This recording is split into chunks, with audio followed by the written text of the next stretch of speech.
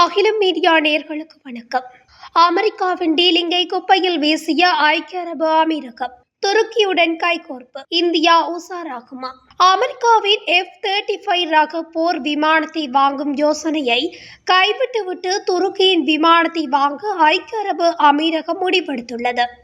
இந்த தகவல் வெளியாகியுள்ள நிலையில் உலக நாடுகள் ஒதுக்கி தள்ளும் விமானத்தை ட்ரம்ப் இந்தியாவில் தலையில் கட்ட பார்ப்பதாக விமர்சனங்கள் எழுந்துள்ளன. தங்களது விமானம் தான் மிகவும் சக்தி வாய்ந்தது என்று அமெரிக்கா கூறி வருகின்றது.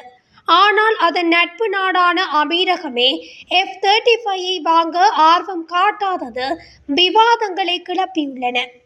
துருக்கி தற்போது 5ஆம் தலைமுறை போர் விமானத்தை உருவாக்கி வருகிறது.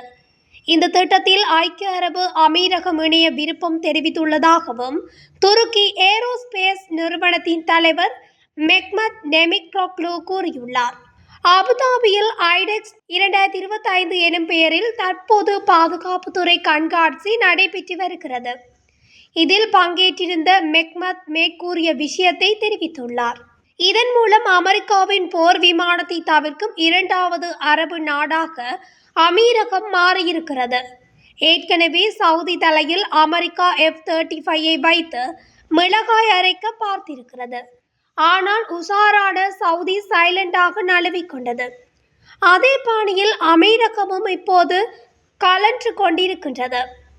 அமெரிக்காவின் விமானங்களை அமீரகம் வாங்க மறுப்பது இது 2வது முறையாகும். ஏற்கனவே F-22 குறித்த பேச்சுக்கள் எழுந்தபோது பிரான்ஸ் பக்கம் கைகாட்டி ரஃபேல் விமானங்களை வாங்கி தப்பித்துவிட்டது. இப்போது துருக்கியும் 5ஆம் தலைமுறை கேன் விமானங்களை வாங்கப் போவதாகவும் அறிவித்திருக்கிறது. உலகளவில் 3 நாடுகளிடம்தான் 5ஆம் தலைமுறை விமானங்கள் இருக்கின்றன. அமெரிக்காவிடம் F-22 ராப்டர், F-35 லைட்னிங், ரஷ்யாவிடம் Su-57 ஃபெலோன், சீனாவிடம் J-20 மிட்டி டிராகன் தவிர வேறு சில நாடுகள் 5ஆம் தலைமுறை விமானங்களை உருவாக்கி வருவதாகவும் கூறியுள்ளன. அதாவது இந்தியாவிடம் புரோட்டோடே 2024 எதிர்பார்க்கப்படுகிறது. இது 2030 முதல் விமானம் பறக்கும். அதாவது கல்-அம்கா. துருக்கி காட் புரோட்டோடே வெளியாகி முதல் விமானம் கடந்த ஆண்டு பறந்தது.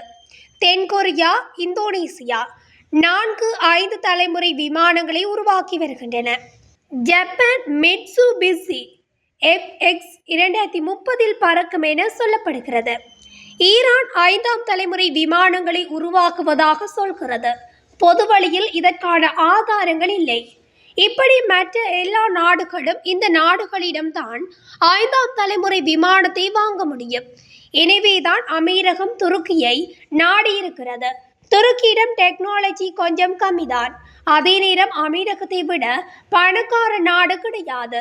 எனவே துருக்கிக்கு விமானத்தை உருவாக்கும் திட்டத்தில் உதவி செய்து குறைந்த விலையில் அதிக விமானங்களை கொள்முதல் செய்ய அமீரகம் யோசித்து வருகிறது. மட்டுமல்லாது எல்லா வகையிலும் F-35 விட கேன் அதிக திறன் வாய்ந்ததாகவும் இருக்கிறது. ஒப்பீடுகளை கொண்டு பார்க்கையில் கேன் விமானத்தில் 2 என்ஜின்கள் இருக்கும். ஆனால் F-35 ஒன்றுதான். வேகத்தை பொறுத்தவரை கேன் ஒளியை விட 1.8 தொடக்கம் 2.0 மடங்கு அதிவேகத்தில் பறக்கும். F-35 வேகம் 1.6 தான். தவிர விலையும் ஓரளவுக்கு நியாயமானதாகத்தான் இருக்கிறது. எனவே இதையெல்லாம் பார்த்துதான் கேன் தயாரிப்பு திட்டத்தில் அமீரகம் இணைந்திருக்கிறது. இப்போது கேள்வி என்னவெனில், அமெரிக்காவின் தோஸ்து நாடுகளே F-35 வாங்காமல் நழுவிக் கொண்டிருக்கின்றன. ஆனால் இந்தியா இதை வாங்குவதற்கு ஒப்புக்கொண்டிருப்பது ஏன் என்பதுதான் இப்போது கேள்விகளாக எழுந்திருக்கின்றது. இதுபோன்ற உலகத்தின் முக்கிய செய்திகளை உடனுக்குடன் தெரிந்து கொள்ள அகிலம் மீடியாவுடன் இணைந்தீர்கள். நன்றி, வணக்கம்.